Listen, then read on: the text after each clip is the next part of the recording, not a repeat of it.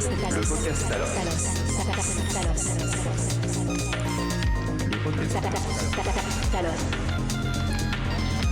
humain-machine. Bonjour à tous et bienvenue dans notre podcast de vulgarisation scientifique. Aujourd'hui, on va parler d'un sujet fascinant et crucial dans le domaine de la santé, l'interaction homme-machine ou IHM. Avec l'intégration croissante des technologies innovantes, les systèmes de santé ont été profondément transformés.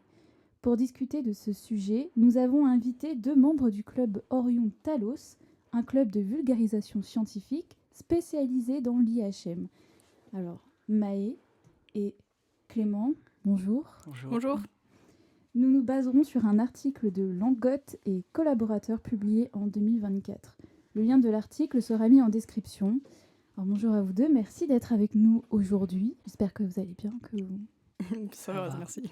Tout d'abord, nous allons quand même poser le contexte historique avec quelques petites dates. Donc, en 1981, Osborne 1, donc, qui est le premier ordinateur commercial et qui connaît une notoriété personnelle. En 83, le premier ordinateur portable avec menu déroulant et les icônes. 90, généralisation d'Internet et des interfaces web. 2000, expansion des écrans tactiles smartphones nécessitant des interactions plus intuitives. 2010, intégration de la réalité augmentée, des assistants vocaux et de l'intelligence artificielle.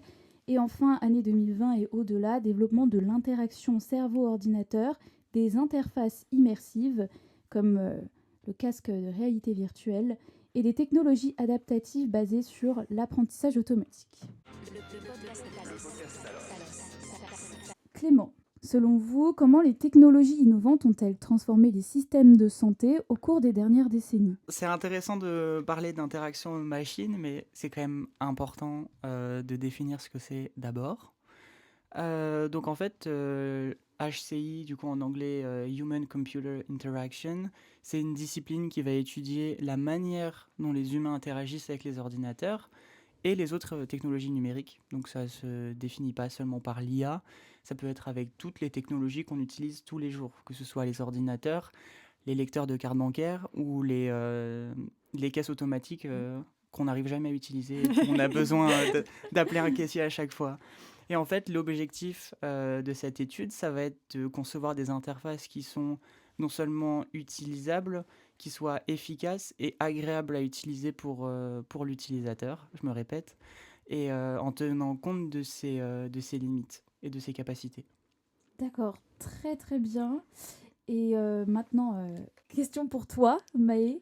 À quel point l'intégration croissante des technologies dans les soins de santé change-t-elle notre conception de la relation entre le patient et le professionnel de santé ? Déjà, dans un premier temps, je voulais souligner que cette évolution croissante dans l'importance de la communication machine, elle a été croissante dans toute la société.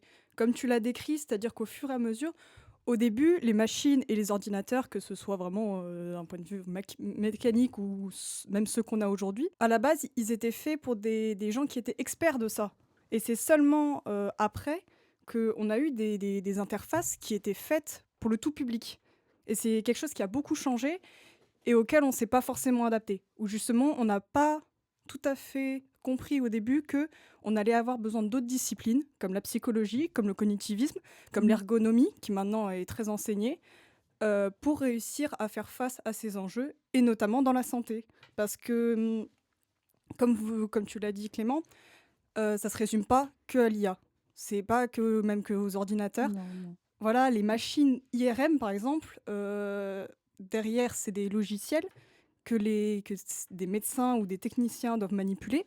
Et si on ne fait pas attention à des points de vue d'ergonomie, de facilité d'utilisation ou de psychologie même, on arrive à des logiciels qui sont totalement inadaptés aux professionnels.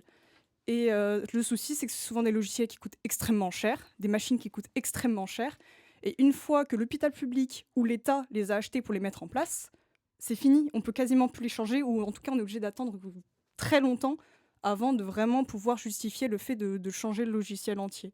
Oui, exactement. Et tu as parlé d'IRM. Je voudrais juste rebondir là-dessus en parlant des matériels notamment présents dans les ambulances, les cabinets de pompiers, parce que il y a beaucoup quand même de technologies pour aider justement la personne à survivre le temps d'arriver à l'hôpital.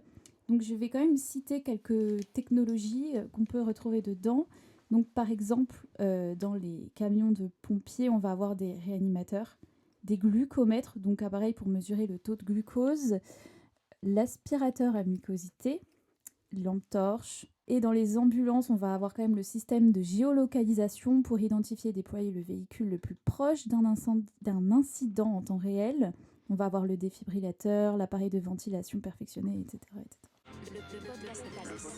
Clément, quelles ont été les principales étapes de l'évolution des interfaces de santé, des dossiers papier aux dossiers de santé électroniques? Ouais, comme tu avais déjà dit au début, c'est à partir des années 1980, donc en même temps que l'apparition d'ailleurs du premier Macintosh d'Apple, qu'il va y avoir une transformation, comme tu l'as très bien dit, euh, des consultations où il va y avoir une description, un diagnostic par papier, et ça va progressivement devenir numérique.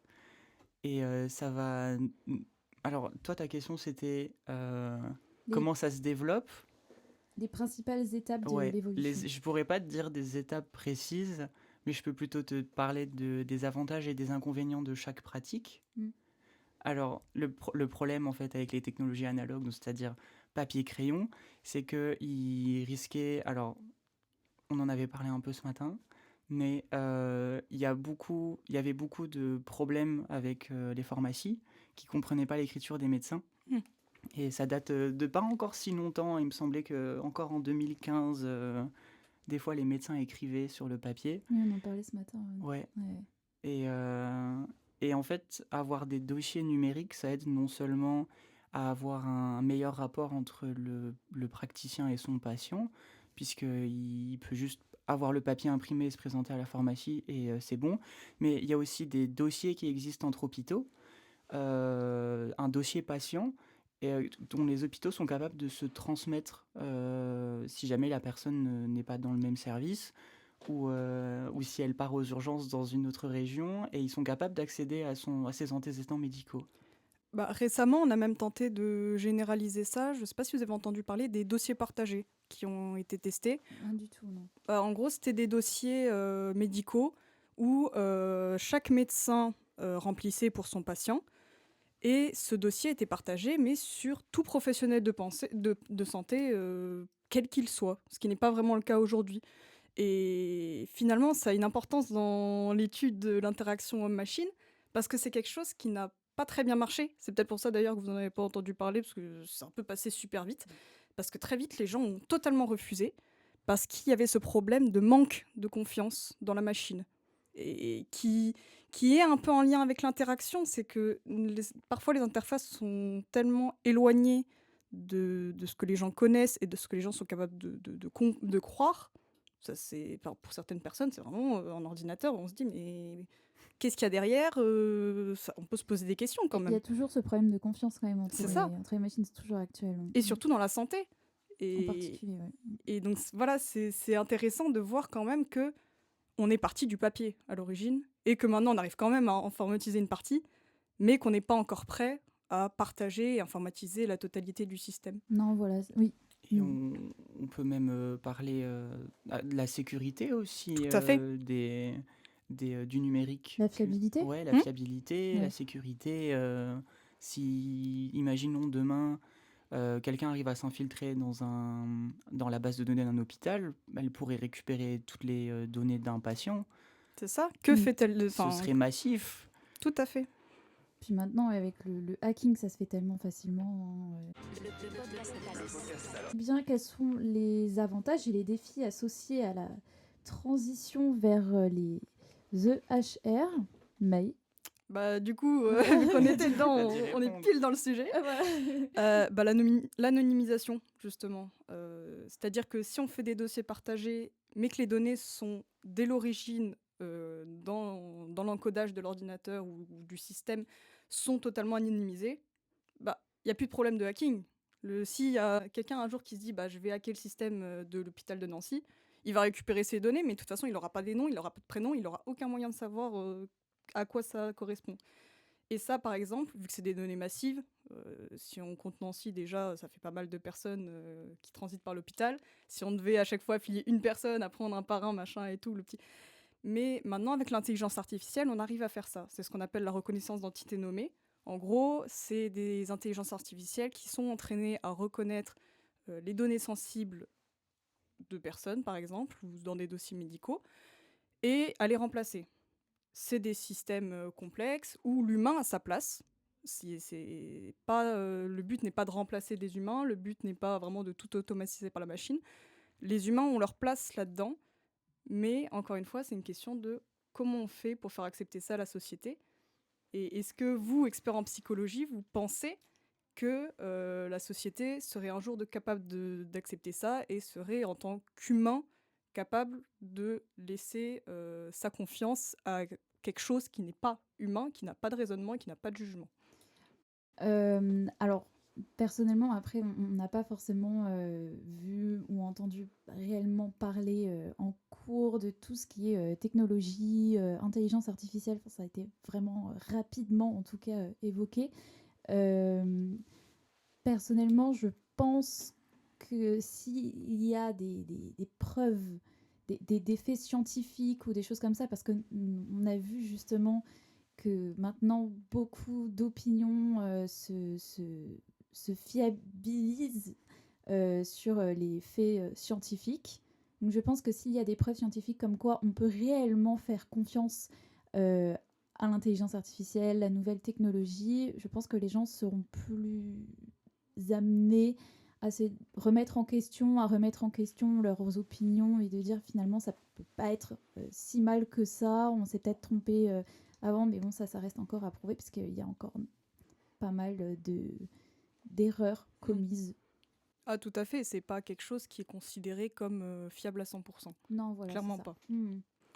Mais j'imagine pour le développement de l'IA, de mon point de vue, on n'a pas le choix de progresser parce qu'on est beaucoup déjà empêtré, c'est un terme assez négatif, mais c'est déjà omniprésent dans notre vie de tous les jours. Ça a été mal développé.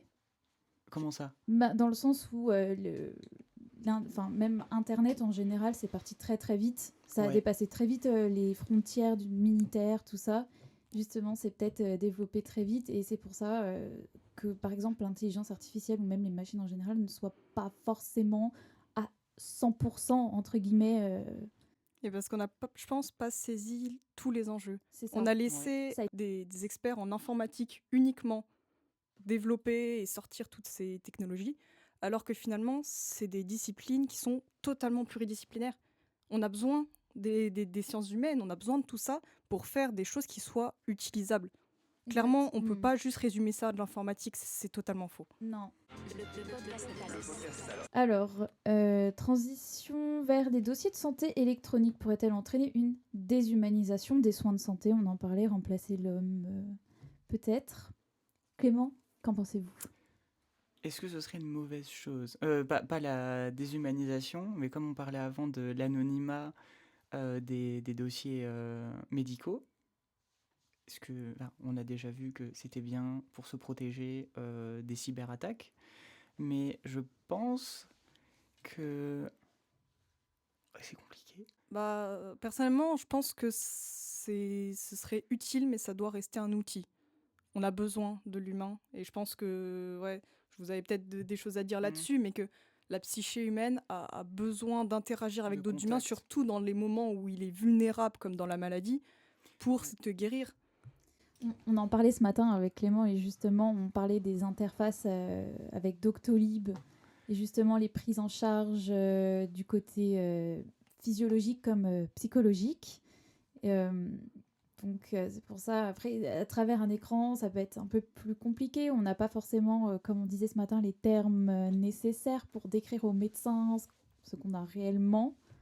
Donc c'est pour ça, ça peut être aussi compliqué de ce côté-là, je pense. Ça peut être très compliqué, et maintenant, on essaie de plus en plus carrément aller, même plus vers du médecin en vidéo, mais carrément plus de médecin du tout. Mm. Et personnellement, je pense que ça, c'est dangereux. C'est dangereux parce Ouais. que je suis pas expert dans ces domaines-là, mais je pense que On peut pas s'en remettre à une intelligence voilà. artificielle. Ou même juste un ordinateur, ou même juste un robot. Ou... C'est pas assez développé. Ouais, et puis on Bah, a dans- besoin de l'humain. On a c'est- besoin de sentir quelqu'un qui Une nous comprend. interaction, oui, bien sûr.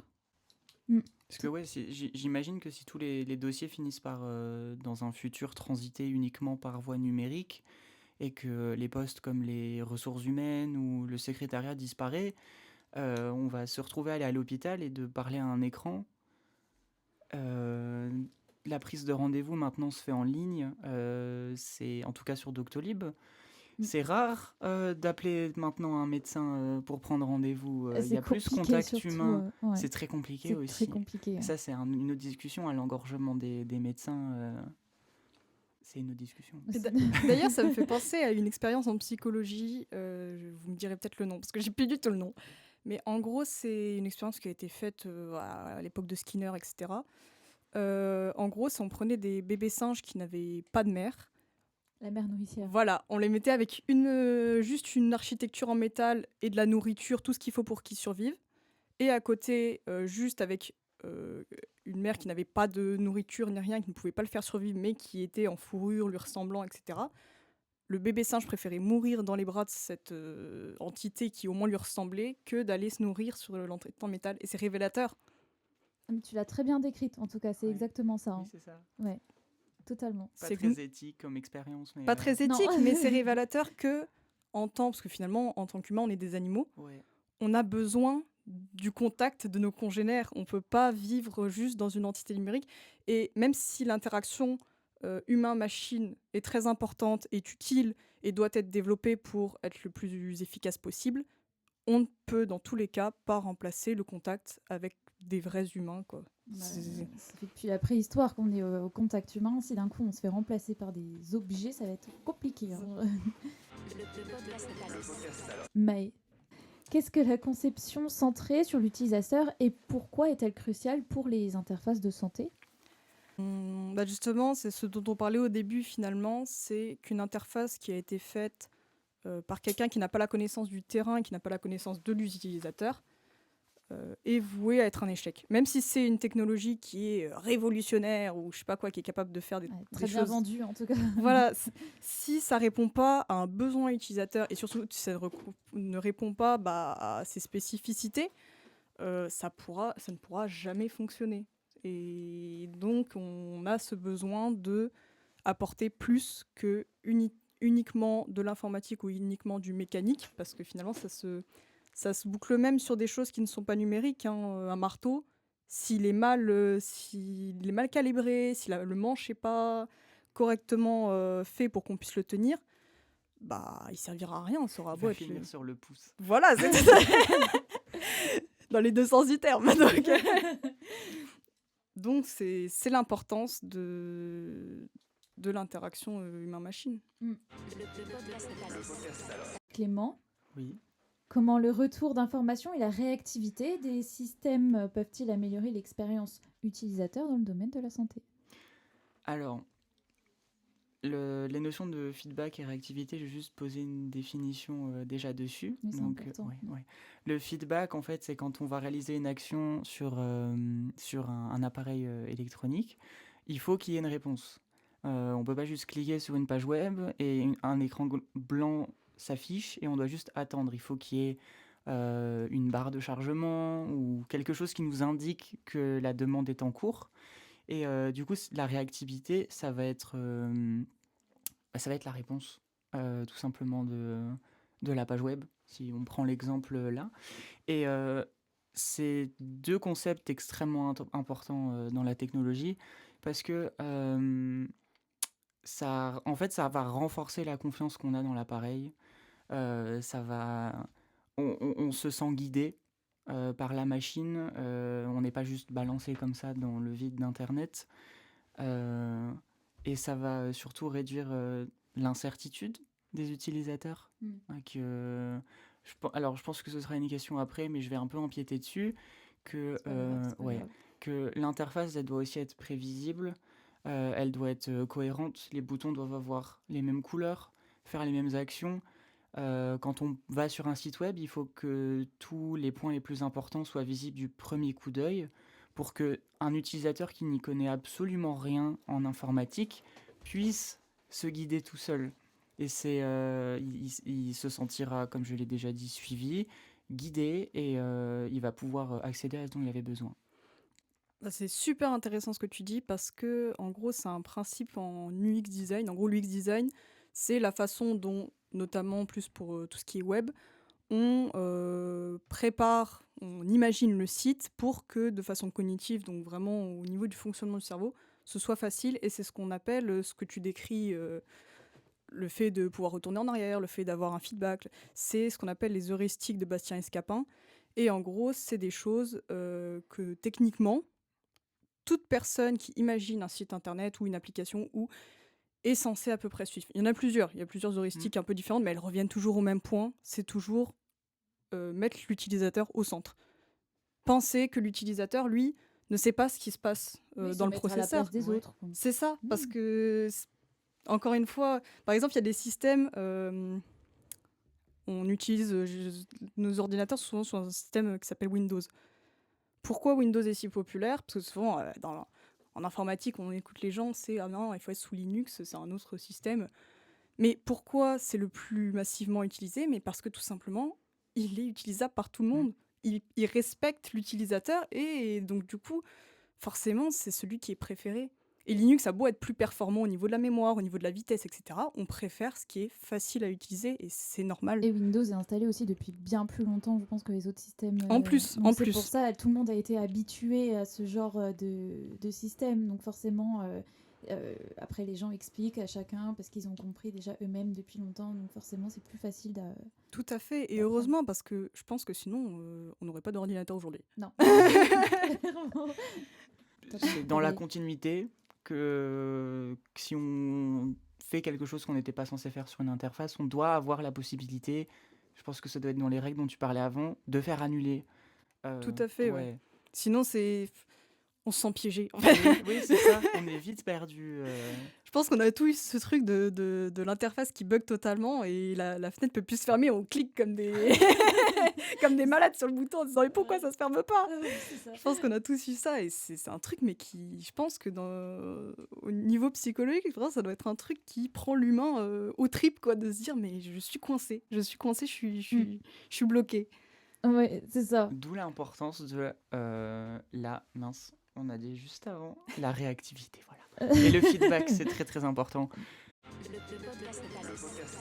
Ok, alors comment les interfaces de santé maintenant peuvent-elles s'adapter aux besoins individuels des utilisateurs et prévenir les erreurs? Bah ça, c'est un peu, ouais, je dirais moi que c'est la grosse question. C'est que on arrive très bien à développer des principes cognitifs, des grands principes sur comment l'humain fonctionne, mais la réalité sur le terrain, c'est que il y a beaucoup de gens différents, qu'il y a beaucoup de gens avec des besoins différents, et clairement, c'est beaucoup plus compliqué que ça de réussir à s'adapter à tous, et notamment dans le milieu médical. Souvent, on se retrouve avec des gens qui ont des spécificités très particulières qui les empêchent de faire certaines choses ou de les faire différemment. Et étant donné que ceux qui développent n'ont pas ces soucis-là et n'ont jamais eu à se confronter à ces soucis-là dans leur vie, ils ont souvent pas le truc de se dire « Ah oui, mais je suis pas devant le même public, en fait, faudrait peut-être que je m'adapte. » Oui, bien sûr. Bah, après, tout le monde est différent. Chacun exprime, entre guillemets, hein, sa pathologie différemment. Donc, tout ne peut pas coller et mettre dans des cases, tout simplement. Donc, c'est sûr que ça peut être plus compliqué pour s'adapter. Ouais, c'est tout à fait ça. Et puis, je pense qu'on a chacun dans nos professions un espèce d'ego qui nous dit « Ah, je veux tout faire tout seul. » Ah non, je veux pas appeler les collègues, je veux pas appeler... Souvent, même interdiscipline, c'est même pas les collègues. Oui, on se sent mal à l'aise de demander de l'aide. Tout ça. C'est ça, alors que je pense qu'on arrive à une ère où ça devient essentiel de confronter toutes les disciplines ensemble et de se serrer les coudes, clairement. Il faut que ce soit accessible à tout le monde. Tout à fait. Ouais. Totalement. Et comment les principes de conception centrés sur l'utilisateur peuvent-ils être équilibrés avec les impératifs économiques et technologiques des systèmes de santé? En gros, ouais, c'est une question qui est déjà très taboue, surtout dans nos pays européens et spécifiquement en France, parce qu'on n'aime pas parler de tout ce qui est argent, économie, machin. On est coincé là-dessus. Voilà. Donc, c'est très très dur, surtout quand on n'a pas les connaissances du système. Moi, Nécessaire. je ne travaille pas dans un hôpital, je n'ai jamais mis le nez dans les comptes des hôpitaux. Non. Donc, disons que c'est facile pour moi de dire ah bah suffirait de faire, je sais pas, des économies sur les repas pour réussir à financer. Bah oui, mais non, en fait, la Plus réalité simple à derrière. dire qu'à faire. C'est ça, c'est plus simple à dire qu'à faire.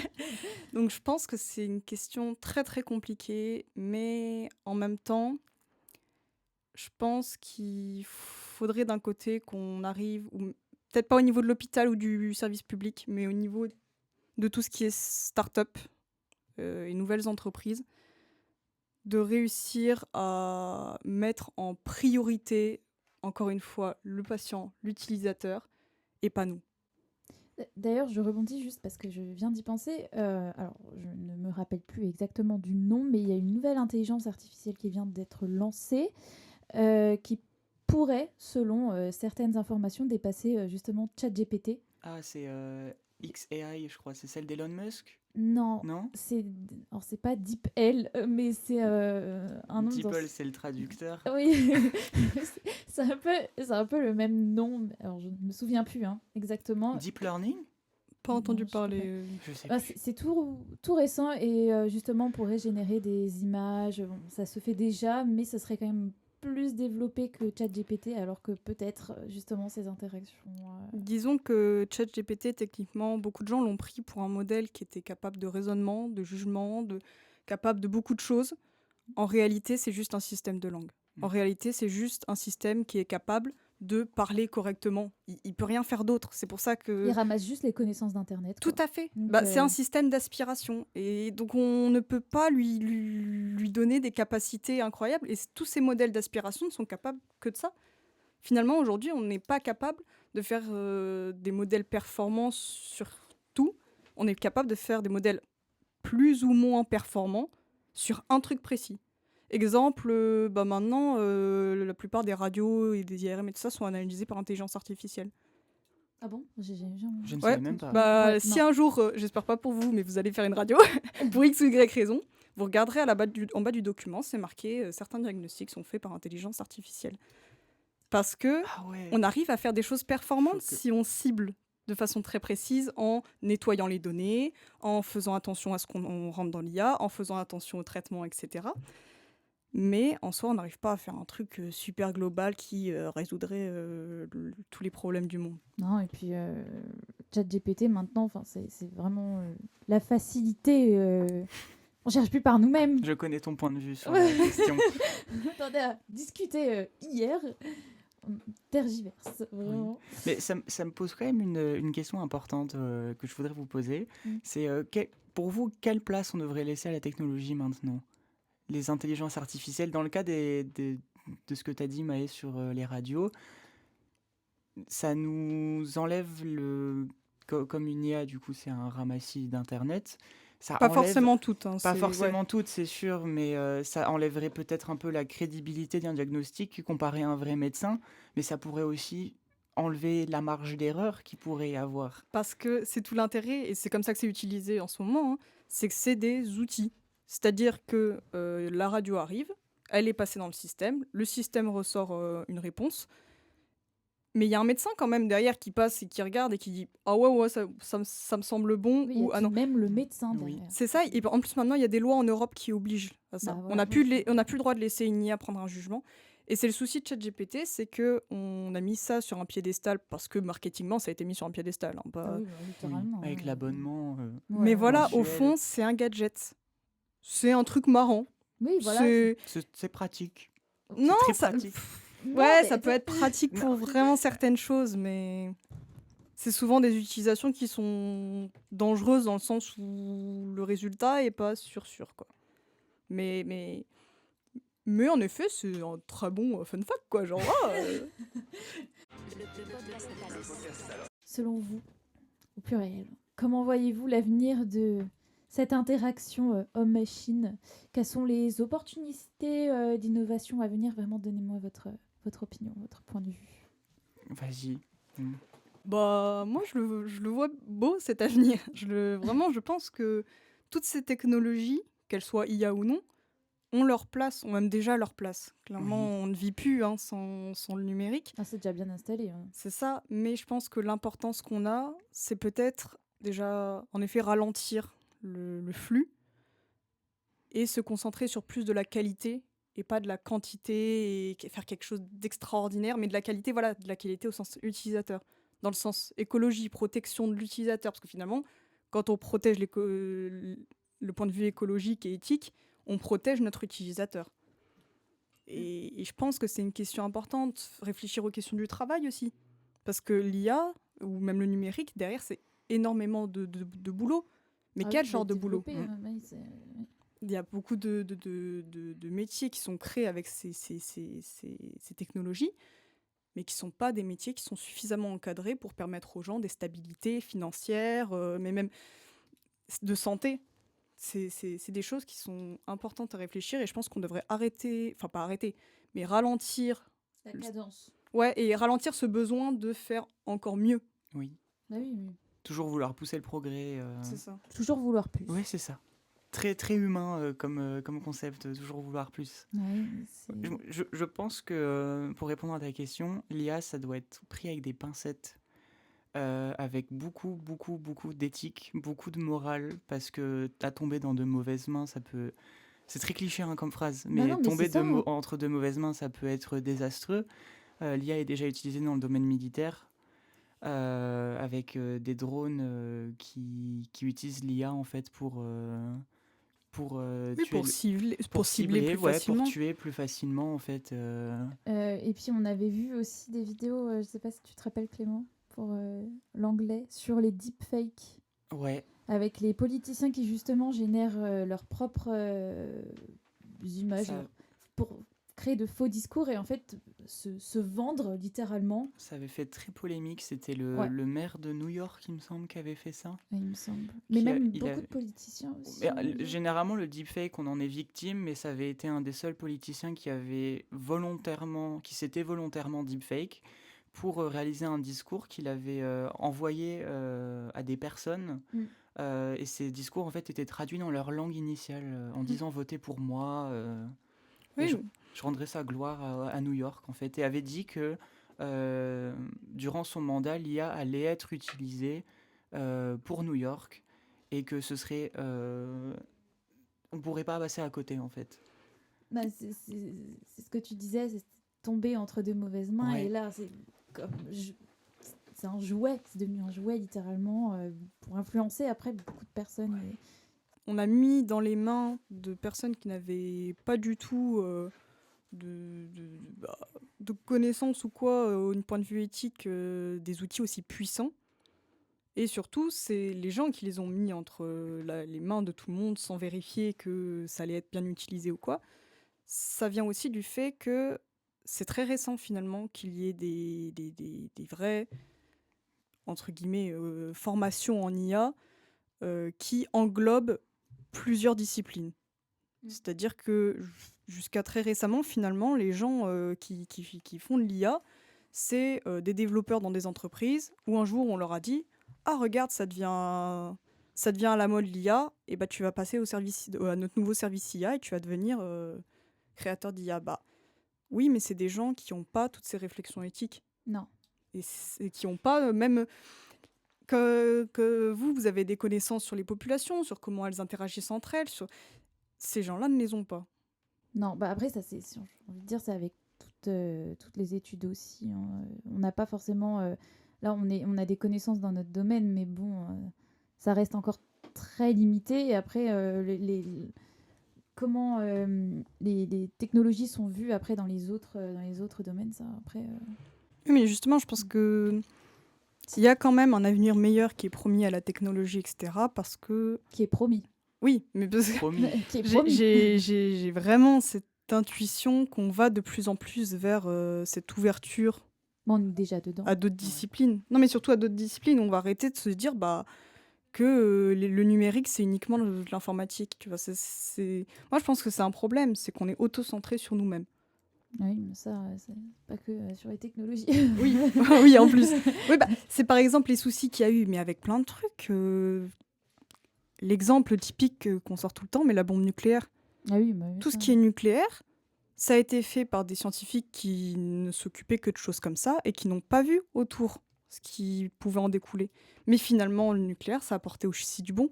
Je pense qu'on peut citer Oppenheimer. Oui, oui, bah, Film au fond, c'était préféré. ça. Mon film préféré, voilà. Oui, oui, ah bah oui, mais bien sûr. Vous voyez pas le mal, et puis au final, la course. Moi, j'ai trouvé rigolo quand même qu'on parle de deepfake sans parler du cas quand même récent de Anne avec Brad Pitt. Alors, Ah oui, alors alors là, c'est vrai, j'ai aussi participé, je trouve ça... ça m'a fait rire en fait, la première fois que je l'ai entendu, mais la pauvre, quand même. la pauvre, mais Presque 1 million d'euros, c'est énorme. 800 000, ouais, 830 000. 830. Ouais. Mais c'est sûr que ça fait rire aux premiers abords, mais il y a des personnes qui n'ont pas autant de... Nous, on vient Parce quand qu'elle n'est même... pas habituée à la On technologie. vient, alors on vient quand même de la génération Z. On n'a pas non plus grandi Mm. dans la technologie, Bah, mais on a on a grandi, baigné dedans. on a baigné dedans, on s'est développé avec, donc on a ses capacités, mais au même rythme, au même titre du démarchage téléphonique qu'il y avait il y a 40 ans, Là, ça il y reste a, encore. il y a des choses encore aujourd'hui, notamment le cas de Anne avec Brad Pitt. Ça fait rigoler, mais c'est triste et moi ça me fait peur de voir que des personnes, même qui sont de plus en plus cultivées dans la technologie, se fassent avoir quand même. Oui, mais bah, on revient toujours à notre point de Oui. base, Ah bah, c'est c'est toujours.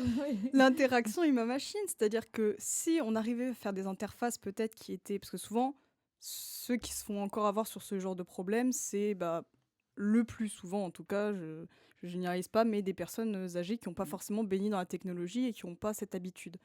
Mais si on avait conçu des interfaces qui étaient plus faciles à utiliser pour elles, est-ce qu'on n'aurait pas réduit le problème? On n'arriverait jamais à zéro.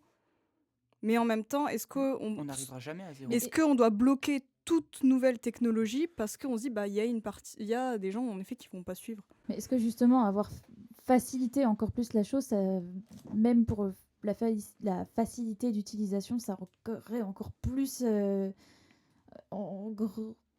engrangé justement la facilité comment dire. La facilité de personnes malveillantes à Oui, pouvoir voilà, attaquer. Ouais, c'est ça, parce que peut-être ça aurait pu se développer. peut-être que c'est devenu trop public justement. Oui, Que c'est mais pas ça aurait dû assez- rester dans les fins militaires. Pas forcément militaire, mais C'est parti trop vite. on parle de la santé notamment. Oui, oui, Peut-être oui. dans une sphère plus privée, mais le débordement de l'IA dans la vie de tous les jours, peut-être que ça a été trop rapide justement. Oui. Comme on dit depuis tout à l'heure. Oui, On oui. peut y avoir plusieurs points de vue. Ouais, voilà, disons que là, on part vraiment que sur de l'hypothèse et de la spéculation, mais c'est vrai qu'on pourrait voir plein de points de vue différents. On pourrait se dire, bah oui, ça aurait dû rester que dans la sphère vraiment, vraiment dans le médical, dans le militaire, machin, pas faire du tout public. On peut se dire, bah c'est peut-être l'occasion de créer de nouveaux métiers, Peut-être. des modérateurs, des gens, même des accompagnements, des gens, imaginons, qui seraient formés à apprendre la technologie à des personnes âgées Oui, bien sûr. ou à des personnes vulnérables. Et Totalement. il y a plein d'idées comme ça qui pourraient être faites et je pense qu'il faut oser. Je pense qu'on manque de ça. C'est nos générations, on est des gens qui ont été vachement, j'ai l'impression, enchaînés les uns aux autres. Et il faut innover et il faut tout imaginer, tout tester et pas avoir peur de l'avenir, pas avoir peur de la technologie qui fera partie de l'avenir, etc. Bah justement, enfin, ça me fait penser à ce que j'avais dit tout à l'heure du fait que s'il y a des choses, des preuves justement scientifiques, parce que normalement maintenant on se base que sur le scientifique, sur la science, pardon, justement s'il y a des réelles preuves qui disent vous pouvez faire confiance à ce genre de choses, les gens seraient moins restreints justement à l'utilisation après de développer et l'utilisation de technologies, d'intelligence artificielle, voire autres. Bien sûr, et je pense que c'est aussi le souci de trouver l'explicabilité. C'est ça. Au niveau recherche, on est souvent capable de faire de l'explicabilité. C'est-à-dire que les chercheurs, ils arrivent très bien à faire des rapports de 50 pages. Tu lis le truc, t'as envie de pleurer parce que tu comprends rien. Mais en soi, les preuves sont là, elles sont vivantes. Mais c'est juste une histoire de l'adapter au public. Et ça, souvent, les gens n'ont pas envie. Je sais pas pourquoi, je sais pas si c'est une histoire d'ego, je sais pas si c'est une histoire de... Mais je comprends. Vulgariser juste le langage, hein, Ouais, littéralement. de vulgariser et de dire, mais oui, regardez, mon truc fonctionne très bien. Bah oui, bah bien sûr. Oui, oui, Et de oui. pas dire... j'ai l'impression, ouais, c'est un peu le truc de dire oh bah cette personne-là, elle a juste à suivre. Non. Tout le monde a le droit à l'information, tout le monde a le droit à savoir ce qu'il y a derrière, tout le monde a le droit. Par exemple, pour ChatGPT, il n'y a aucun rapport de performance ou de comment ont été collectées les données. Il n'y a rien. Non. On ne sait rien. Mhm. Est-ce que c'est encore acceptable de nos jours que la population ait l'accès à un outil où ils n'ont aucun moyen de se renseigner ou de dire par eux-mêmes est-ce que moi je trouve ça acceptable de l'utiliser ou non? Bah moi je trouve ça pas normal. Non, bah après, je pense qu'ils ne voient pas la nécessité de justement faire des rapports, des bilans, parce que justement, l'IA, c'est considéré comme un jouet, si je puis dire. Donc je pense que c'est pour ça, dans ce sens-là, où ça sert à rien. Parce que c'est utilisé à des fins, un outil. Donc bon, je pense, je sais Ouais, pas. mais j'ai l'impression que c'est, en tout cas dans le cas de ChatGPT, c'est pas comme ça que ça a été vendu. Et Non, surtout qu'ils utilisent le fait qu'ils ont une très bonne interface humain-machine. oui. C'est que finalement, quand on a du langage naturel avec un truc qui réagit en langage naturel, qui parle comme nous parlons tous, bah, les trois quarts des gens arrivent très bien à l'utiliser. Vraiment, ils ont aucun souci avec ça. Et même, ils trouvent ça naturel. Ils n'ont Ouais. pas cette appréhension comme un navigateur Google. Souvent, les gens ont l'appréhension. Se dire, je sais pas comment lui parler parce que... Même genre, avec Wikipédia, ouais, c'est ça. l'accessibilité des articles. Moi, je vois plein de gens qui écrivent sur les moteurs de recherche vraiment en langage naturel. Qu'est-ce que je dois faire pour... Sauf un moteur de recherche est pas trop fait pour être utilisé comme ça. Alors que ChatGPT, c'est plus simple. C'est une bonne interaction humain-machine. Hop, ça se déroule. On peut parler naturellement. Mais de banalité même, hein. Oui, et ça marche très Vraiment. bien. Et c'est ça leur point fort. Et c'est pour ça que ça a autant marché sans que les gens se posent de questions parce que les gens ont compris. Et c'est un bien et un mal en même temps.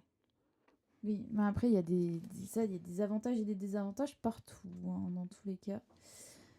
Bon, je pense qu'on peut s'arrêter là. C'était, Ouais. Mais je trouve ça assez drôle, alors qu'on en a vraiment parlé au tout début, qu'il fallait faire attention à ne pas juste parler de l'IA quand on parle d'interaction humain-machine, et c'est exactement ce qu'on est en train de faire. Mais c'est très très dur de. C'est Ouais, très difficile c'est de drôle, parler hein. de technologie sans parler de l'IA aujourd'hui parce que c'est omniprésent. Et Mais puis il y a que ça, enfin même au niveau des informations, parce qu'on a hein, il y l'habitude tous pour les le reste. accidents, tout ce qui est montré, justement les accidents. Ah, attention l'IA, mais il n'y a pas que ça malheureusement, hein. Mais du coup, pour peut-être finir, l'IA pourrait justement, puisqu'elle a l'air si importante dans la société, pourrait peut-être finalement être un outil et être l'interface humain-machine pour les outils de la santé. Ouais. C'est-à-dire que peut-être qu'il serait plus facile pour tout ce qui est, je sais pas moi, l'électrocardiogramme, tout ça, de transcrire ça avec du langage naturel pour que, imaginons qu'un patient puisse récupérer un compte rendu de son électrocardiogramme généré par l'IA. Et finalement, ce serait des interfaces humain-machine beaucoup plus naturelles que ce qui est à l'heure actuelle fait, où des fois on est un peu perdu quand on lit nos comptes rendus et qu'on se dit mais qu'est-ce qui... Charabia. Ou les schémas, les trucs, et on se dit mais c'est quoi ce Mais truc? je pense que c'est tout à fait possible hein, maintenant avec les applications mobiles. Ouais, bah voilà. Ouais. Ah, là j'ai une Garmin à mon poignet. Le matin, je me réveille, elle me fait un compte-rendu de mon sommeil. C'est incroyable. Oui, mais je pense que dans la Ouais. santé, on a encore du mal à en arriver Ouais. là, parce qu'il y a le souci de la fiabilité, tout simplement, et c'est encore quelque chose à étudier. Mais c'est une question importante, je pense, dans l'interaction humain-machine, de se dire, peut-être que l'IA a sa place, non pas en technologie qui doit avoir une interface humain-machine, mais en tant que technologie qui est l'interface humain-machine. Mm. Mm. Ouais. Parce que dans les progrès de technologie, on en avait parlé ce matin avec le VR, je sais pas si tu te rappelles, Si, ouais. ouais, que maintenant la réalité virtuelle est utilisée pour réhabiliter les patients qui ont vécu un Un AVC. AVC, qui ont perdu des facultés cognitives ou physiques. La réalité virtuelle, ils peuvent Stimuler. stimuler ces parties du cerveau pour récupérer les réflexes qu'ils ont perdus. C'est Ouais, incroyable. c'est assez fou. C'est incroyable. C'est fou. Mais c'est vrai qu'on parle beaucoup de l'IA parce c'est très répandu, alors que cette information, on a quand même dû trouver un article, creuser un peu. Ouais. C'est pas présenté directement parce que c'est moins accessible. Bon, je pense qu'on peut s'arrêter là-dessus, officiellement. Merci beaucoup, Maë, Clément, pour cette discussion, ce débat très merci à toi. Follement enrichissant. enrichissant. Voilà, merci. Nous espérons que nos auditeurs ont trouvé cet échange aussi intéressant que nous. Merci à tous de nous avoir écoutés et à bientôt pour un nouvel épisode de notre podcast de vulgarisation scientifique. À bientôt. À bientôt. Le podcast Thalos.